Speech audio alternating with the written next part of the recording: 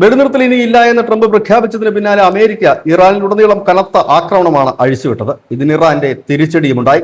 കുവൈറ്റിലും ജോർദാനിലും അടക്കം ഇറാൻ ഇത്തവണ ഡ്രോണുകളേക്കാൾ കൂടുതൽ ബാലിസ്റ്റിക് മിസൈലുകളാണ് ഉപയോഗിച്ചത് എന്നുള്ളതാണ് വ്യത്യസ്തമായ ഒരു ആക്രമണ രീതി എന്ന് തന്നെ പറയാം.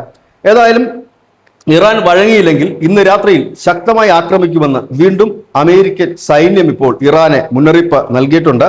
ഇതിനിടയിൽ ട്രംപ് നെതന്യാഹുവുമായിട്ട് ചർച്ച നടത്തിയിരിക്കുന്നു. സ്വാഭാവികമായി തന്നെ ഇസ്രയേലും അമേരിക്കയുടെ പങ്കാളിയാണ്. അമേരിക്കയോടൊപ്പം ഇസ്രയേലും യുദ്ധത്തിൽ പങ്കുചേരുമെന്ന് ഇതോടുകൂടി ഉറപ്പായിരിക്കുന്നു.